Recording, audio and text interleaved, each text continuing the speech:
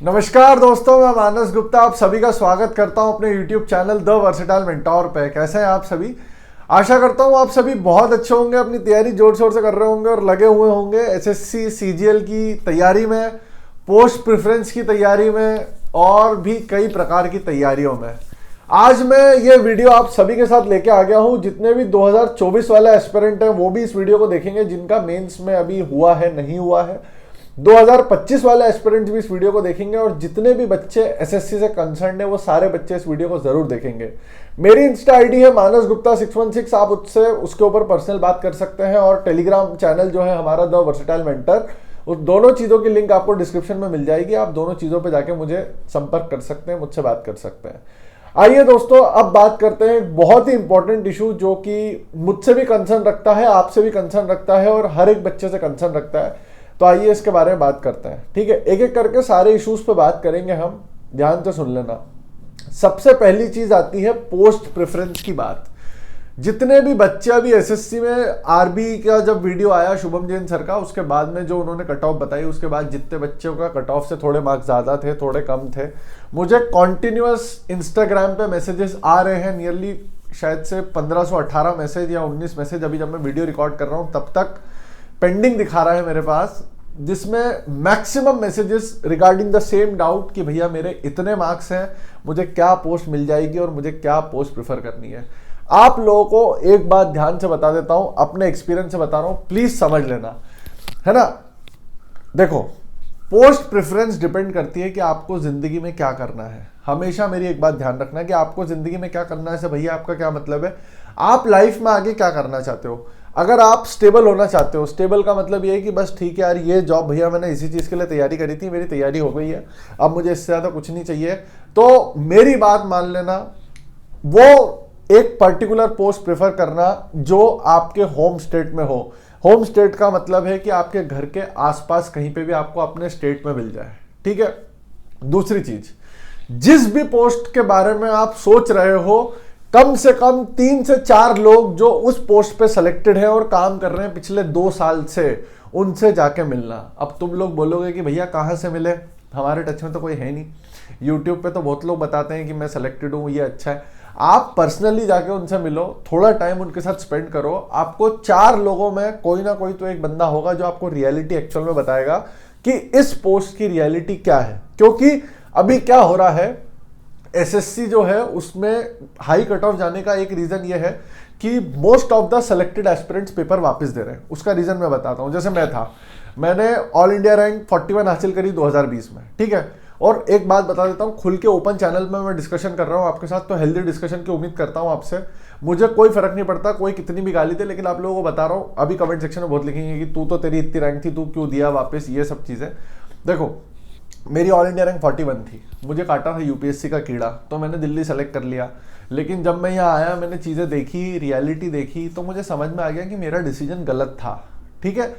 उसके बाद मैंने कोई भी पेपर, आपको पता है अभी ये पेपर दिया रिसेंट, इसकी भी टाइपिंग मैंने स्किप कर दी, मैंने आप लोगों को बताया था, क्योंकि मैं उनमें से नहीं हूँ यार जो सीट वेस्ट करना चाह रहे हैं।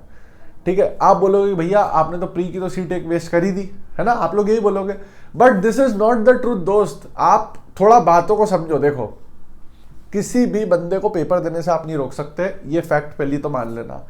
लेकिन मैं जितने भी सिलेक्टेड एस्पिरेंट्स हैं उनसे एक उम्मीद करना चाहूंगा। अभी रैंक मित्रा का डाटा निकला है, उसमें ये देखा गया है कि 2022 में 10,000 पीएएसए की वैकेंसीज थी, वो सारे बच्चों ने पेपर वापस दिया। यार वो तो देंगे ही ना पेपर वापस, जो पीएएसए वाले बच्चे हैं वो तो पेपर देंगे ही वापस। उनको इंस्पेक्टर लेना है 4600 ग्रेड पे, तो उनका तो बनता भी है देना। लेकिन उसमें फिर ये भी देखा गया 2023 में शायद 2500-2400 वैकेंसीज थी एक्साइज इंस्पेक्टर की, उसमें से 1600 जो 2023 से सिलेक्टेड एक्साइज इंस्पेक्टर्स हैं, उन 1600 एक्साइज इंस्पेक्टर्स ने पेपर वापस दिया है। समझ में आ रही है आप लोगों को मेरी बात, कि उन 1600 इंस्पेक्टर्स ने पेपर को वापस अटेम्प्ट किया है, पेपर वापस दिया है अभी 2024 वाला। क्यों हुआ ऐसा? जब मैं आपकी तरह तैयारी करता था तो मैं भी ऐसी गालियां देता था लोगों को, या मतलब गालियां बोलेंगे कि मैं भी हेट करता था कि यार जब ये सिलेक्टेड है तो ये पेपर वापस क्यों दे रहा है। आप लोगों को मैं उसी चीज से बचाने के लिए एक चीज समझा रहा हूं। पोस्ट प्रेफरेंस जो होती है ना, प्री और मेन से ज्यादा इंपॉर्टेंट होती है। जिस भी पोस्ट को टारगेट कर रहे हो उसके किसी ना किसी बंदे से जाके जरूर मिलो। आप कोशिश करो कि उस बंदे से किसी प्रकार से बात कर सको, किसी प्रकार से समझ लो। कोई भी पोस्ट अच्छी नहीं होती, कोई भी पोस्ट बुरी नहीं होती, ये मैं अपने एक्सपीरियंस से बता रहा हूं। हर पोस्ट डिपेंड करती है आपकी पोस्टिंग के ऊपर कि आपकी पोस्टिंग किस ऑफिस में है, किस जगह पे है, आपके सीनियर कैसे हैं। अगर आपके सीनियर बहुत अच्छे हैं तो आपका काम बहुत फ्रीली, बहुत अच्छे से होगा, आप हमेशा मेंटल पीस में रहोगे। अगर चीजें ऊपर ठीक नहीं है ना तो वो आपके ऊपर भी इंपैक्ट करेगी, ठीक है। अगर आपका ऑफिस ऐसी जगह है जो यहाँ पे छोटा सा ऑफिस है, अच्छा ऑफिस इंफ्रास्ट्रक्चर नहीं है, तो वो अच्छा ऑफिस नहीं कहलाएगा। लेकिन सेम पोस्ट पे कोई बंदा जो बहुत अच्छे ऑफिस में है, वहां पे सब कुछ शांति चल रहा है, तो उसके लिए वो पोस्ट अच्छी है। तो मेरा एक कंसर्न है, जैसे अभी बहुत लोग थे, मैंने सुना 2-3 स्टोरी सुनी। एक भाई था, उसने ITI लिया, फिर उसको MA में जाना था, फिर उसने MA लिया, फिर अभी 2024 में वापस उसने अच्छे मार्क्स ले लिया, वापस ITI ले रहा है। तो भाई बाहरी दुनिया MA का नाम सुनते थे तुम्हारे दिमाग में चल रहा था और सब फॉरेन जा रहे हैं। यार नहीं है ऐसा भाई। आप MA मिनिस्ट्री में जाके देखो, बच्चे परेशान है, मैं सच बता रहा हूं। तो कोशिश क्या करो, जो तुम सोच रहे हो पहले हर एक बंदे से जाके कोशिश करो। आपको हर अपने शहर में, बड़े शहर में ऑफिस मिल जाएंगे। एक्साइज GST के ऑफिस में और इनकम टैक्स के ऑफिस में तो वैसे ही पब्लिक अलाउड होती है, इजीली आप जाके एक्सेस कर सकते हो। ED CBI वालों से आप नहीं मिल पाओगे, लेकिन जो पोस्ट जिनसे आप मिल सकते हो, टैक्स असिस्टेंट से आप मिल सकते हो, ऑडिटर CGDA CGA इनसे मिल सकते हो।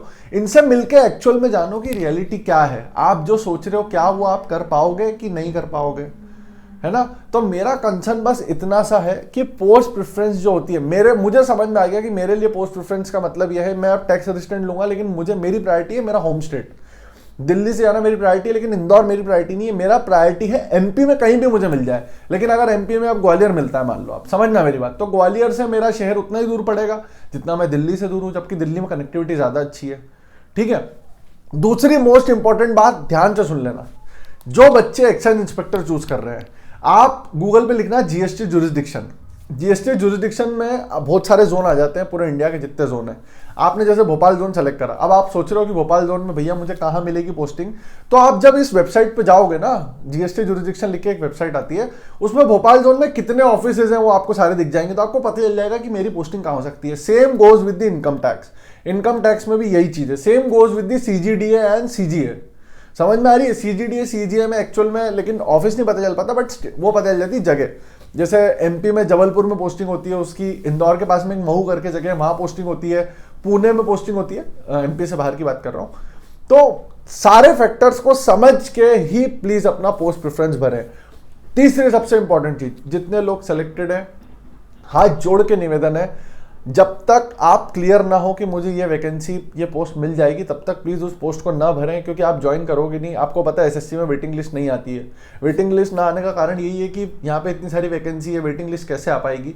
उसका एक SSC के लिए बहुत कॉम्प्लेक्स है वो स्ट्रक्चर, कि SSC मान लो किसी ने एक्साइज इंस्पेक्टर की पोस्ट ज्वाइन नहीं करी, तो क्या अगली एक्साइज वाली कट ऑफ वाले बंदे को हम ज्वाइन कर, मतलब बहुत टफ है वो। तो आप और हम लोग ही हैं जो, देखो जो नए एस्पिरेंट्स आ रहे हैं ना, वो हमें एक धुतकारी हुई नज़र से देखते हैं। उसका रीज़न यही है कि आप यार 3-3 साल 4-4 साल कंटिन्यूस सेलेक्टेड होने के बाद भी एग्जाम दे रहे हो और आप सीट वेस्ट कर रहे हो, ऐसा होता है। हमें वो नहीं करना। आप मान लो अभी इंस्पेक्टर ऑफ पोस्ट और आपको डिविजनल अकाउंटेंट होम स्टेट चाहिए, आप देखो अपने मार्क्स का जो सेलेक्टेड होता है उससे तो फिर भी थोड़ा एनालिसिस होता है कि हाँ मुझे मिल सकता है। अगर आपको डिविजनल अकाउंटेंट होम स्टेट मिलने की चांस है तो आप डिविजनल अकाउंटेंट होम स्टेट भरो, वरना कोई भी मतलब नहीं बनता है। प्लीज सीट वेस्ट मत करना भाई। हमारे छोटे भाई बहन हैं सारे जो प्रिपेयर करते हैं, हमारे साथ वाले जितने लोग प्रिपेयर करते हैं, बहुत मेहनत करते हैं दोस्तों लोग, है ना। तो प्लीज सीट वेस्ट ना करें। और पोस्ट प्रेफरेंस हमेशा एक चीज ध्यान रखना, घर के पास जो सुकून है ना वो सुकून कहीं भी नहीं है। गवर्नमेंट जॉब आपको एक स्टेबिलिटी देती है, उसके साथ में आप अपनी लाइफ में और भी बहुत कुछ कर सकते हो यार। किसी को म्यूजिक का शौक है, पेंटिंग का शौक है, डांस का शौक है, ड्रामा का शौक है, मूवी का शौक है, वो सारे शौक जो है वो आप होम स्टेट में पूरे कर पाओगे।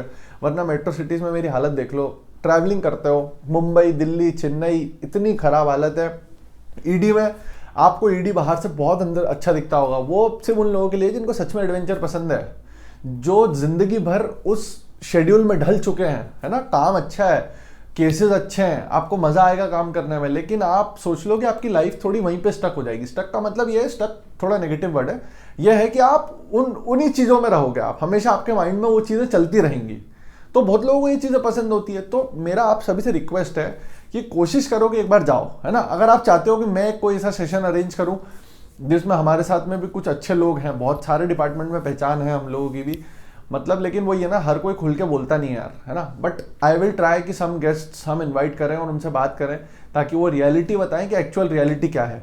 एक बात कान खोल के सुन लो, जितने भी लोग तुम्हें बकवास बातें बता रहे हैं ना कि तुम्हें यहाँ चले जाओ, इतना वो मिलेगा, ये मिलेगा, मत करना भाई। मैं तुम्हें सच बता रहा हूँ, तुम ना जिंदगी भर कोसोगे और भाई की वीडियो देख याद रखोगे कि भैया ने बोला था और मैं फालतू में फंस गया, ट्रैप में फंसा हूं मैं। प्लीज मत करना इस चीज को। मतलब मैं रिक्वेस्ट कर रहा हूं, तुमसे बोल रहा हूं ये चीज, तो इसका मतलब समझ लो तुम कितना इंपॉर्टेंट इंपैक्ट है इस चीज का। ठीक है, तो प्लीज अच्छे से अपना थोड़ा पोस्ट प्रेफरेंस सोच समझ के भरे, है ना। हर एक बंदे से मिल लो जो भी तुम्हें लग रहा है तुम्हारे आसपास में कोई है कोई नहीं है। ठीक है, पुराने लोगों से मिलने की कोशिश कम करना, ज्यादा पुराने, क्योंकि वो थोड़ा अलग सिनेरियो देख के आए हुए हैं। आप 2-3 साल रिसेंट में जो सिलेक्टेड लोग हैं उनसे मिलो, वो आपको गाइड करेंगे। और उन्हें अपना मोटो भी बताना कि मेरा इस जॉब को ज्वाइन करने के पीछे का मोटो क्या है। ठीक है, मोटो का मतलब कि जैसे सर मुझे यार इसके साथ में कुछ और भी करना है चीज़, मुझे ज़्यादा फ्री टाइम थोड़ा चाहिए ताकि मैं ये कर पाऊँ, है ना, मुझे मतलब वर्कलोड थोड़ा कम चाहिए। तो उस हिसाब से आपको वो पर्टिकुलर बंदा उस पोस्ट के बारे में बताएगा कि भाई यहाँ पे तो ये सीन चलता है। समझ में आ रही है आपको बात? कितनी ब्रांचेज होती हैं, क्या होता है, बहुत बड़ी चीज़ें होती है भाई। याद रखना, हम जो सेलेक्ट होते हैं ना, हम सरकार की सोच है, सरकार जो सोचती है वो हम करके दिखाते हैं, पब्लिक को हम दिखते हैं वो करते हुए। जो सरकार के पॉलिसीज है ना, we are the visible arm of the government, bureaucracy is the visible arm of the government, you know. तो प्लीज थोड़ा सोच समझ के सारी चीजें करें, बिल्कुल भी घबराने की जरूरत नहीं है ना। 2025 का पेपर दूंगा या नहीं दूंगा ये तो मुझे भी नहीं पता अभी, लेकिन यार मुझे दिल्ली से निकलना है सच में। I really want to get out of this place, है ना। मुझे पता है कि बहुत सारे लोग बोलते हैं दिल्ली एक्सरसाइज के लिए लोग मरते हैं, अंदर 200-300 खत्म हो जाती है, but I am not one of them जिसको यहाँ पे रहना है। तो ठीक है, सारी चीज़ें हैं, तो अच्छे से अपना ध्यान रखो। अगर कोई क्वेरी है तो कमेंट जरूर कर देना, है ना, मैं उसका जवाब दे दूंगा। Thank you so much, love you all, bye दोस्तों।